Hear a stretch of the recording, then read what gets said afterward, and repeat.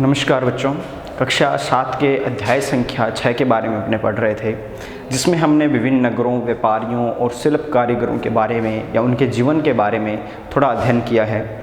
तो इस चैप्टर में हमने व्यापारियों के व्यापार करने के तरीके या शिल्पकारों के जो शिल्पी हुनर था, कारीगरों का जो हुनर था, उन चीज़ों के बारे में पढ़ा, विशेष जानकारी प्राप्त की। इसके अलावा हमने जो अलग अलग नगर थे उन नगरों के बारे में जाना कि उन नगरों का वास्तविक सादृश्य उस समय कैसा था, वर्तमान में कैसा है और बीच में उसमें जो बदलाव हुआ उसके पीछे क्या कारण थे। यानी किसी समय में जो नगर थे वो इतने शक्तिशाली या समृद्ध तरीके से बसे हुए थे, वो नगर अब क्या है, एक छोटे मोटे नगर के रूप में या फिर पौराणिक पहचान के रूप में मात्र रह गए हैं, जिनमें हमने क्या है, हम्पी नगर के बारे में पढ़ लिया था। इसके बारे में हमने पढ़ना था सूरत के बारे में और या फिर मछलीपट्टनम के बारे में। तो सबसे पहले शुरू करते हैं सूरत से। सूरत जो नगर है, सूरत नगर को पश्चिम का प्रवेश द्वार भी कहा जाता है। पश्चिम का प्रवेश द्वार।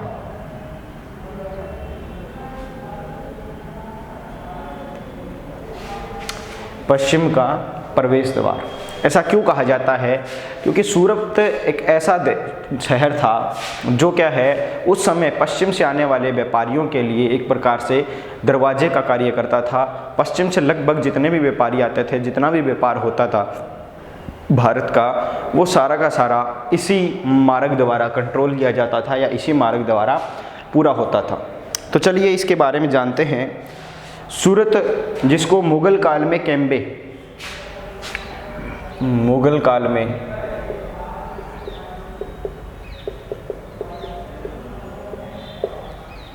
कैम्बे या फिर जिसे आज वर्तमान में क्या है, खंबात की खाड़ी है ना, वैसे ही खंबात, वर्तमान में खंबात, और कुछ समय के बाद अहमदाबाद के साथ साथ गुजरात के पश्चिमी व्यापार का वाणिज्य केंद्र बन गया। यानी मुगल काल में जो कैम्बे क्षेत्र था, यानी आज का खंबात की खाड़ी का जो क्षेत्र है, वो इसके अलावा अहमदाबाद के लिए, ठीक है, या फिर जो गुजरात में पश्चिमी व्यापार का वाणिज्य केंद्र ये बन गया था। सूरत क्या था? पश्चिमी वाणिज्यिक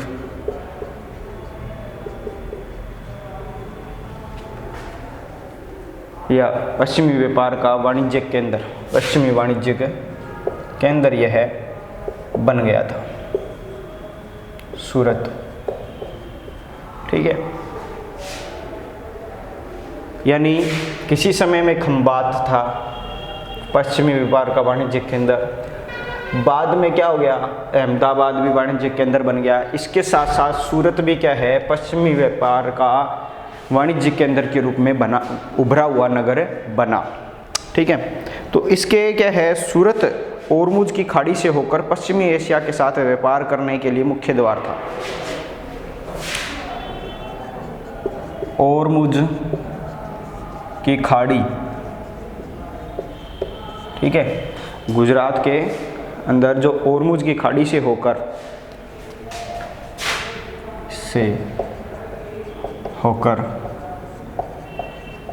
पश्चिम में व्यापार करने का मुख्य मार्ग कौन सा था? सूरत। यह मार्ग का क्या है, एक महत्वपूर्ण स्थान या मुख्य द्वार था, मुख्य द्वार। जो ओरमुज की खाड़ी से होकर पश्चिम के व्यापारी यहाँ आते थे, उनके लिए मुख्य द्वार का कार्य यह करता था, ठीक है। पश्चिमी व्यापारी ओरमुज की खाड़ी से होकर कहाँ आते थे, भारत में, उनके लिए एक मुख्य द्वार के रूप में यह कार्य करता था, ठीक है। इसके अलावा सूरत को मक्का का प्रस्थान द्वार कहा जाता था। सूरत को मक्का का प्रस्थान द्वार कहा जाता था। ठीक है, यानी सूरत क्या था, मक्का जाने वालों के लिए प्रस्थान करने की जगह बन चुका था, क्योंकि बहुत से हज यात्री यहाँ से ही क्या है जहाज़ के द्वारा रवाना होते थे। तो एक प्रकार से क्या है, सूरत उस समय के महत्वपूर्ण नामों से संबोधित किया जाने वाला क्षेत्र था, जैसे पश्चिम का प्रवेश द्वार, या व्यापार करने के लिए आते थे उनके लिए मुख्य द्वार के रूप में यह बनता था। इसके अलावा मक्का का प्रस्थान द्वार यह था, पश्चिमी वाणिज्य केंद्र के रूप में सूरत को जाने लग गया था। यानी सूरत क्या है, एक महत्वपूर्ण नगर बन गया था। उसके बाद देखिए, सूरत एक सर्वदेशीय नगर था।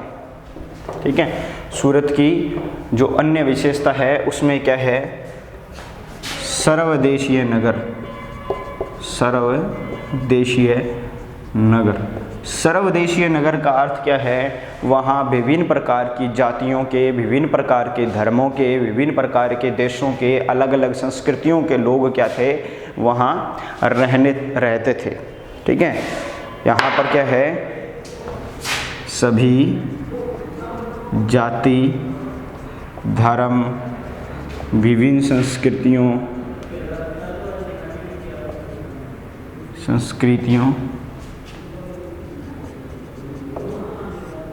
के लोग रहते थे। इसी के कारण इसको क्या है, सर्वदेशीय नगर भी कहते हैं। तो यानी सूरत क्या है, सर्वदेशीय नगर है, मक्का का प्रस्थान द्वार है, पश्चिम से व्यापार करने आने वालों के लिए मुख्य द्वार या प्रवेश द्वार है, और पश्चिमी वाणिज्य के केंद्र है। 17वीं शताब्दी में जो सूरत शहर है वहाँ पर पुर्तगाली, डचों, अंग्रेज़ों के कारखाने एवं माल गोदाम बने हुए थे। यानी 17वीं शताब्दी से क्या है, इसका उन्नति होनी शुरू हो गई थी, प्रारंभ हो गई थी इसकी उन्नति होनी। अंग्रेज इतिहासकार ओविंगटन ने 1689 में सूरत बंदरगाह का वर्णन किया है, और उसमें क्या है, इसने बताया है कि किसी भी एक वक्त पर विभिन्न देशों से औसतन 100 जहाज बंदरगाह पर हर टाइम पहुंचते रहते हैं। ठीक है, हर समय किसी भी पहर में जाके देख लीजिए, लंगर डाले हुए क्या है, सैकड़ों जहाज वहाँ पर आते रहते हैं। तो उसके इस वर्णन से हमें पता चलता है कि वो जो सूरत बंदरगाह था वो कितना बिजी या कितना व्यस्त बंदरगाह रहा होगा अपने समय का, जिसके कारण क्या है वहाँ पर इतनी ज़्यादा विदेशों की जहाज़ों की भीड़ लगी रहती थी। तो नेक्स्ट अपने देखते हैं इसमें कि सूरत में ऐसी अनेक दुकानें थी जो सूती कपड़ा, थोक और फुटकर कीमतों पर बेचती थी।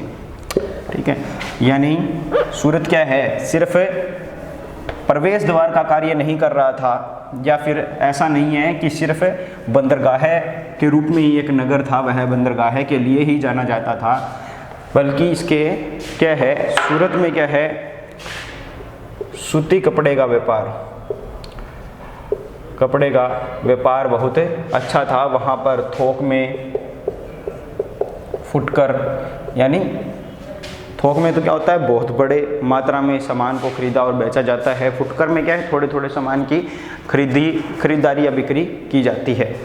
तो इसमें क्या रहता है कि बेची जाती थी।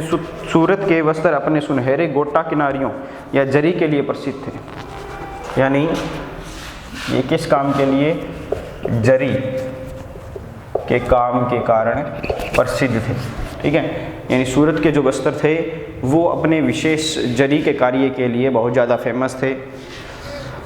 इसके अलावा उनके लिए पश्चिम एशिया, अफ्रीका और यूरोप से बाजार उपलब्ध थे। पश्चिमी एशिया, यूरोप, अफ्रीका, ये क्या है, बाजार का कार्य कर रहे थे। यानी भारत उस समय क्या है, एक प्रकार से उस समय तक क्या है, समृद्धशाली नगरों का देश रहा था। यानी ये सभी जगह क्या थी, उनके लिए बाजार का कार्य कर रही थी। यहाँ भारत में क्या है, सूती कपड़े का उत्पादन किया जा रहा था, प्रोडक्शन हो रहा था, और भारत निर्यात कर रहा था इन देशों में लगातार। ठीक है, तो यह एक विशेष चीज़ थी सूरत के लिए। इसके अलावा नगर के लिए क्या है, राज्य में विश्व के सभी भागों के नगर से आने वाले लोगों की आवश्यकताओं को पूरा करने के लिए विश्राम गृह भी बने हुए थे, भव्य भवन, अल्पसंख्यक मनोरंजक स्थल भी थे। ठीक है, यानी अन्य विशेषताओं में आप लिख सकते हो विश्राम स्थल, मनोरंजक स्थल, ये सब चीज़ें या ये सारी सुविधाएं जो एक आइडियल शहर में होनी चाहिए, एक आदर्श नगर में होनी चाहिए, वो वहाँ पर थी। सूरत में के काठियावाड़ी सेठों तथा महाजनों की बड़ी बड़ी साहूकारी कंपनियाँ थी और इसका अंदाज़ा इससे लगाया जा सकता है कि सूरत से जारी की गई हुंडियों को दूर दूर मिस्र में काहिरा, इराक और बसरा और बेल्जियम में एंटवर्प के बाज़ारों में मान्यता थी। यानी सूरत से जारी जो हुंडियाँ जारी की जाती थी उनकी डिमांड मिस्र, यूरोप, इराक, ईरान या ऐसे बहुत से देशों में उनकी मान्यता थी। अब बात आती है कि हुंडियाँ क्या होती हैं। देखिए हुंडियाँ क्या है, इसके बारे में बता देता हूँ मैं।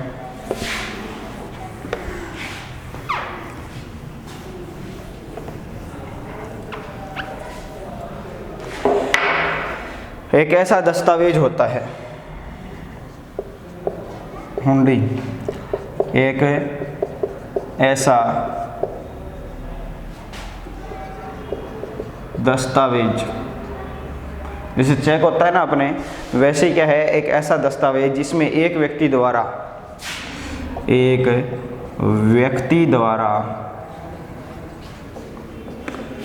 जमा कराई गई, एक व्यक्ति के द्वारा जमा कराई गई रकम दर्ज रहती है। रकम दर्ज रहती है और हुंडी को कहीं अन्यत्र प्रस्तुत करके जमा की गई राशि को प्राप्त किया जा सकता है। हुंडी को दिखाकर या वहाँ पर इसको क्या है अन्यत्र प्रस्तुत करके, अन्यत्र यानी दूसरी जगह प्रस्तुत करके वह रकम प्राप्त की जा सकती है।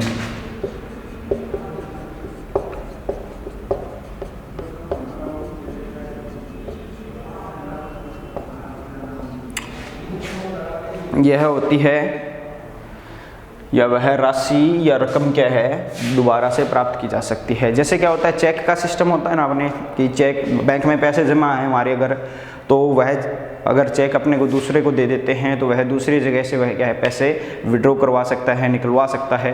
वैसे ही सेम सिस्टम हुंडी का होता है, एक दस्तावेज दे दिया जाता है कि भाई इतना पैसे इसके जमा है, ठीक है, वह हुंडी दिखाकर क्या है उतने पैसे वहाँ से ले सकता है। ठीक है, तो यह चेक जैसा ही सिस्टम है।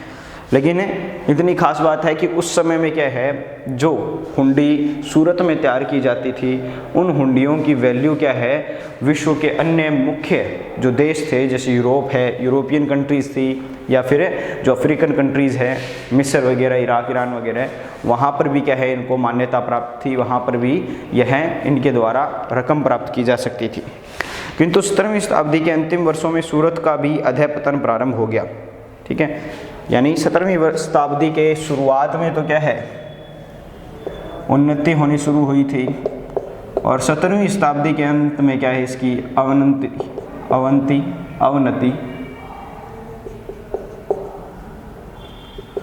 अवनति शुरू हो गई। इसके कारण कई रह सकते हैं, इनके बारे में चर्चा करते हैं कि यहाँ ये जो नगर इतना प्रसिद्ध हो रहा था, इतना समृद्धशाली बन रहा था, वह एक ही शताब्दी में इतना डाउन कैसे जा सकता है। एक तो क्या है मुगल साम्राज्य के पतन के कारण, मुगल साम्राज्य के पतन के कारण, क्योंकि जैसे जैसे क्या है मुगल साम्राज्य का पतन होना शुरू हुआ, बाजारों तथा उत्पादकता की हानि, पुर्तगालियों द्वारा समुद्रों कारण बाजारों तथा उत्पादकता की हानि हुई कारण क्या हुआ, बाजारों तथा उत्पादकता की हानि होती है। इसके अलावा पुर्तगालियों द्वारा समुद्री मार्गों पर नियंत्रण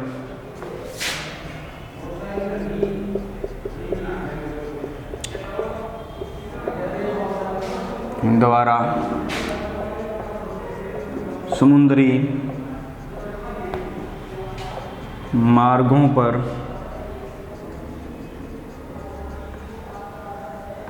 नियंत्रण कर लिया गया और मुंबई में प्रतिस्पर्धा, जहां 1668 में अंग्रेजी ईस्ट इंडिया कंपनी ने अपना मुख्यालय स्थापित कर दिया। ईस्ट इंडिया कंपनी द्वारा मुख्यालय मुंबई में स्थापित करने के कारण, यह कुछ कारण रहे सूरत के डेमोलाइज होने के कारण थे। यह अगर इसमें क्या है, मेन चीज़ यह रहती है कि पहली चीज़ तो मुग़लों के साम्राज्य के पतन के कारण, जैसे ही क्या है मुग़लों का साम्राज्य पतन की ओर अग्रसर हुआ, वहाँ जो शासक थे वह योग्य नहीं रहे, वैसे वैसे ही क्या होना शुरू हो गया, मुग़ल साम्राज्य के पतन के बाद बाज़ारों और उत्पादकता की हानि शुरू हो गई। ठीक है, उत्पादकता में लगातार कमी आने लगी और बाज़ार भी क्या है धीरे धीरे जो उत्पादन किया जाता था उनके लिए बाज़ार घटने लगे। इसके अलावा पुर्तगालियों द्वारा समुद्री मार्गों पर नियंत्रण, देखो मुग़ल साम्राज्य का पतन हुआ तो पुर्तगालियों ने क्या है समुद्री मार्गों पर अपना कब्जा करना शुरू कर दिया, नियंत्रण करना प्रारंभ कर दिया, जिसके कारण क्या हुआ, जो यहाँ के स्थानीय व्यापारी थे उनको बहुत ज़्यादा नुकसान हुआ और उनके नुकसान के कारण यहाँ पर व्यापार में लगातार कमी आती रही। उसके बाद है ईस्ट इंडिया कंपनी द्वारा मुख्यालय मुंबई से स्थापित कर लेना, यानी 1668 में क्या होता है, ईस्ट इंडिया कंपनी जो है वो अपना मुख्यालय स्थापित कर देती है मुंबई के अंदर, बम्बई के अंदर, वर्तमान मुंबई, और वहाँ मुख्यालय स्थापित होता है। तो सूरत और मुंबई के अंदर आपस में क्या है प्रतिस्पर्धा बढ़ जाती है। जो व्यापार पहले सिर्फ एकाधिकार के रूप में सूरत से होता था, जो बंदरगाह मुख्य बन गया था, सूरत पश्चिम का प्रवेश द्वार बन गया था, वह प्रवेश द्वार अब मुंबई नगर बनना शुरू हो गया था। ठीक है, यानी अब क्या है जो एंट्री गेट था पश्चिम के व्यापारियों के लिए वह चेंज हो गया। उसमें चेंज यह आया कि पहले जो लोग पश्चिम देशों के व्यापारी जो थे वो सूरत से यहाँ प्रवेश करने के लिए आते थे, सूरत से प्रवेश करते थे, उनका ज़्यादातर व्यापार अब कहाँ से होना शुरू हो गया था, मुंबई से होना शुरू हो गया। तो यह उसके पतन के कारण थे और इसके जो उन्नति के दिन थे उसके बारे में भी हमने पढ़ा। अभी जो नेक्स्ट पॉइंट है अपना और अंतिम नगर के बारे में चर्चा करेंगे। जो एग्जाम्पल के तौर पर 3 नगर लिए थे हमने, हम्पी, सूरत और मसूलीपट्टनम। तो अब उस मसूलीपट्टनम या मछलीपट्टनम के बारे में अपने पढ़ना शुरू करते हैं।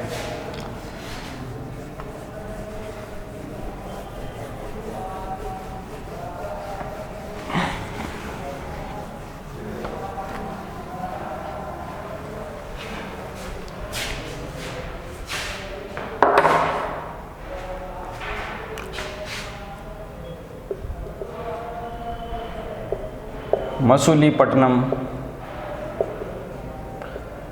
के लिए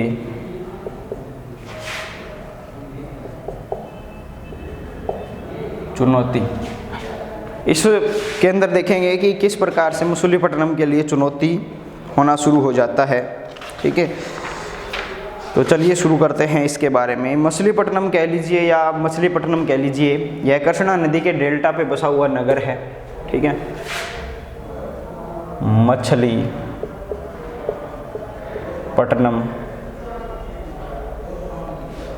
कहाँ पर है, कृष्णा नदी के डेल्टा पर, कृष्णा नदी के डेल्टा पर स्थापित नगर है। इसमें क्या है, 17वीं शताब्दी में यह भिन्न भिन्न प्रकार की गतिविधियों का नगर था। हॉलैंड और इंग्लैंड दोनों ही देशों की ईस्ट इंडिया कंपनी ने मछलीपट्टनम पर नियंत्रण प्राप्त करने का प्रयत्न किया, क्योंकि अब तक वह आंध्र तट का सबसे महत्वपूर्ण पतन बन चुका था।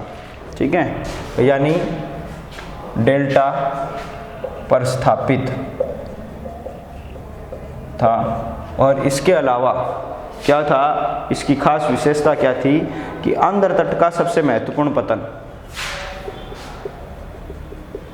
आंध्र तट या फिर पूर्वी तट का सबसे महत्वपूर्ण नगर, बंदरगाह है।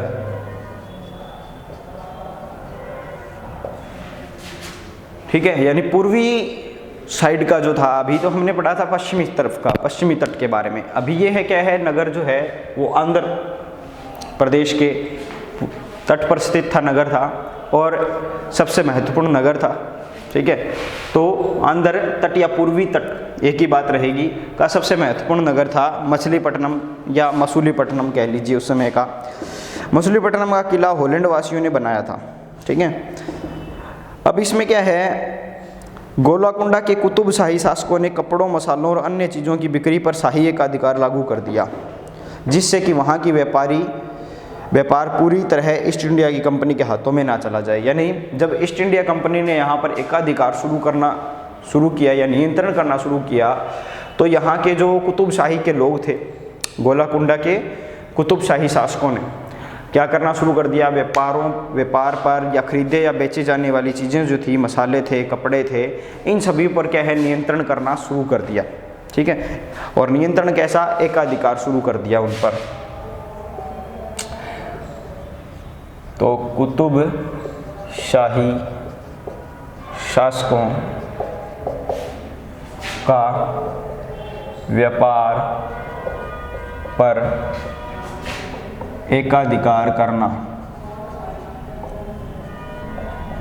यह एक प्रकार से क्या है, स्थानीय व्यापारियों के लिए थोड़ा ठीक था। मतलब ऐसा मान सकते हैं, क्योंकि ईस्ट इंडिया कंपनी के हाथों में नहीं जा रहा था व्यापार, लेकिन उतना ही यह बुरा भी था, क्योंकि व्यापार पर एकाधिकार कर लेना मतलब क्या है, व्यापार को एक प्रकार से चुनौती देना है, उसको कम करना है, जिससे कि वहाँ का पूरा व्यापार क्या है ईस्ट इंडिया की कंपनी के हाथों में न चला जाए। इसलिए उन्होंने क्या किया, कुतुब शाही शासकों ने व्यापार पर एकाधिकार करना शुरू कर दिया। यानी जो मुख्य चीज़ें थी व्यापार करने की, कपड़े थे, मसाले थे, उन पर।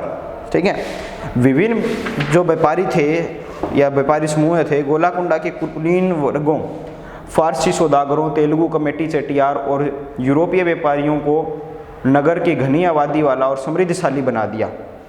ठीक है, यानी व्यापारिक समूहों ने क्या किया, जो गोलाकुंडा के धनी वर्ग था, कुलीन वर्ग था, या फिर जो फारसी सौदागर थे, तेलुगु कमेटी के चेटियार थे या यूरोपीय व्यापारी थे, उनको क्या है, व्यापारियों के नगरों को घनी आबादी वाला समृद्धशाली नगर बना दिया। जब मुगलों ने गोलाकुंडा पर अपनी शक्ति बढ़ा ली, तो उनके प्रतिनिधि सूबेदार मीर जुमला ने, जो कि स्वयं एक सौदागर था, हॉलैंड और अंग्रेजों को आपस में भिड़ाना शुरू कर दिया। और 1686-87 में मुगल बादशाह औरंगजेब ने गोलाकुंडा को मुगल साम्राज्य में मिला लिया। यानी अब वहाँ पर क्या है, कुतुब शाही का शासन खत्म हो गया और वह शासन अधिकार किसके अंतर्गत चला गया, औरंगजेब के अंतर्गत। अब औरंगजेब वहाँ की व्यापारिक नीति को कैसा बनाता है वह देखते हैं। जब यूरोपीय कंपनियों ने के सामने अन्य विकल्प ढूंढने की समस्या खड़ी हुई, तो कंपनी की नई नीति के अंतर्गत केवल इतना चेंज कर दिया गया कि इतना ही पर्याप्त नहीं था कि पतन भीतरी प्रदेश के उत्पादक केंद्रों के साथ संबंध बनाए रखें, बल्कि इस बात की भी आवश्यकता महसूस की गई कि कंपनी के अंदर नए केंद्र एक साथ राजनीतिक, प्रशासनिक और वाणिज्यिक भूमिकाएं भी अदा करें। जब कंपनी ने व्यापारी मुंबई या कलकत्ता और मद्रास चले गए, तो मसूलीपट्टनम अपने व्यापार और समृद्धि दोनों खो बैठा। यानी मसूलीपट्टनम के साथ इतना ज़्यादा बुरा हुआ उसी के शासकों के कारण हुआ। कैसे हुआ कि जो मसूलीपट्टनम के शासक थे, पहले कुतुब शाही के शासक थे, उन्होंने एकाधिकार किया। ठीक है, जो सिर्फ क्या है व्यापारिक उद्देश्यों को, अपने व्यापारिक उद्देश्यों को पूरा करना चाहते थे। उसके बाद जो मुगल वहाँ पर सूबेदार बनता है, वह स्वयं एक सौदागर था, तो जो वह भी अपने ही सिर्फ अपने निजी फायदों को पूरा करना चाहता था। तो इन सभी के कारण क्या है, नुकसान किसका हो रहा था, लगातार उस शहर का हो रहा था, वहाँ की समृद्धि को हो रहा था, और वहाँ के व्यापारिक केंद्र बनने के आसार लगातार बनते आ रहे थे। लेकिन जब जैसे ही क्या है अंग्रेज़ों ने उस पर नियंत्रण करना शुरू किया, तो उन्होंने क्या है एक चीज़ के ऊपर ध्यान दिया कि जो पतन है यानी बंदरगाह है वो भीतरी प्रदेश के उत्पादन केंद्रों के साथ संबंध बनाए, साथ ही साथ वो क्या करे, यानी अंग्रेज़ों ने क्या चीज़ महसूस की कि पतन का कार्य क्या होना चाहिए, भीतरी क्षेत्रों से भी संबंध हो, भीतरी क्षेत्रों के उत्पादन केंद्रों से संबंध बनाए। इसके अलावा जो पतनीय नगर हो, यानी इस प्रकार का जो नगर हो वह क्या है, राजनीतिक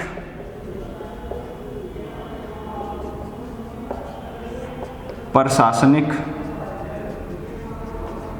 और इसके अलावा वाणिज्यिक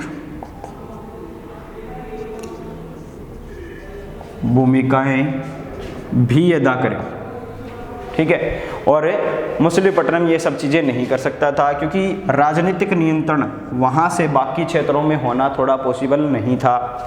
इसके अलावा प्रशासनिक स्थिति को संभाला वहाँ से जाना पॉसिबल नहीं था या मुश्किल था, और वाणिज्यिक भूमिकाएं तो वहाँ क्या है पहले से ही शासकों के द्वारा खराब की जा रही थी।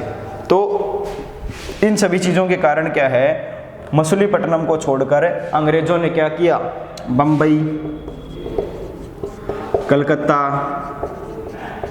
और मद्रास जैसे शहरों को चुना, जहाँ से क्या है भीतरी क्षेत्रों के उत्पादन केंद्रों से भी संबंध बनाया रखा जा सके, वहाँ से राजनीतिक चीज़ों की ज़रूरतों को भी पूरा किया जा सके, प्रशासनिक भूमिकाओं को भी अदा किया जा सके और वाणिज्यिक कार्यों को भी पूरा किया जा सके। तो इसके कारण क्या है, मछलीपट्टनम की इम्पोर्टेंस लगातार कम होती गई।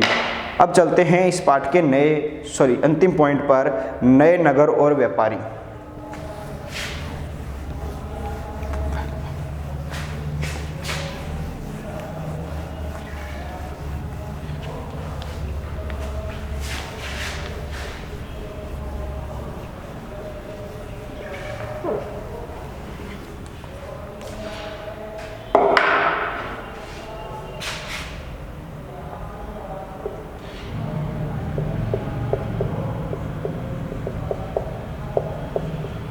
ये पॉइंट अपना लास्ट है, इसके बाद यह चैप्टर पूरा हो जाएगा।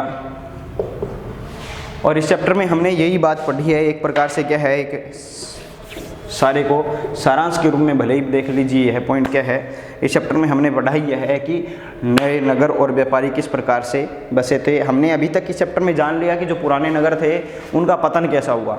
अभी देखते हैं कि जो 16वीं और 17वीं शताब्दी में यूरोप के देश व्यापारिक उद्देश्यों से और मसालों और कपड़ों की तलाश में लगे हुए थे, तो यूरोप और पश्चिम एशिया दोनों ही क्या है जगह लोकप्रिय थी। अंग्रेज़ों ने, हॉलैंड वासियों ने और फ्रांसीसियों ने क्या है पूर्व में अपनी वाणिज्यिक गतिविधियों का विस्तार करने के लिए अपनी अपनी ईस्ट इंडिया कंपनियां बनाई। ठीक है, ईस्ट का मतलब क्या हो गया, पूर्व, और इंडिया तो भारत में स्थापित की थी, इसलिए ईस्ट इंडिया कंपनियां बनाई। ठीक है, और प्रारंभ में यह है मुल्ला अब्दुल गफूर और विरजी वोरा जैसे बड़े भारतीय व्यापारियों ने, जिनके पास बड़ी संख्या में जहाज़ थे, उनका मुकाबला किया। लेकिन बाद में क्या है, वह भी क्या है उनका मुकाबला कर नहीं पाए, उनके सामने टिक नहीं पाए। और लेकिन क्या है, यूरोपीय कंपनियों ने समुद्री व्यापार पर अपना नियंत्रण स्थापित करने के लिए अपनी नौशक्ति सेना का प्रयोग किया और वे भारतीय व्यापारियों को अपने एजेंट के रूप में कार्य करने पर बाध्य कर दिया, उनको अपना एजेंट बना लिया, जिसके कारण क्या है अंग्रेज उपमहाद्वीप के सर्वाधिक सफल वाणिज्यिक तथा राजनीतिक शक्ति के रूप में उभर कर स्थापित हुए। वस्त्रों जैसी वस्तुओं की मांग में तेजी आने के कारण अधिकाधिक कताई, बुनाई और धुलाई ये सारे कार्य लोगों ने अधिकाधिक अपनाए। लेकिन क्या है, इन सभी कारीगरों और सभी शिल्पकारियों को क्या है, जो अंग्रेज़ नए व्यापारी आए थे उन्होंने अपने लिए अलग प्रकार के शहर या अपने लिए अलग अलग बड़े बड़े किले बना लिए, और उनके लिए क्या है शहर से दूसरा क्षेत्र बना दिया जिनको ब्लैक टाउन्स कहा जाता था, यानी जहाँ पर क्या है सिर्फ भारतीय रह सकते थे, देशी लोगों के लिए वह रहने की जगह थी। अंग्रेज़ों के लिए अलग से जगह बनाई गई थी और जहां अंग्रेज़ों के लिए या बड़े व्यापारियों के लिए जगह बनाई गई थी वहां उनके लिए प्रवेश नहीं था। यानी नए नगर या व्यापारी जो आए थे, जिनका उदय हुआ था, उन्होंने भारत को क्या है एक प्रकार से जो इकोनॉमिक स्टेटस के आधार पर बांट लिया था। बाकी चैप्टर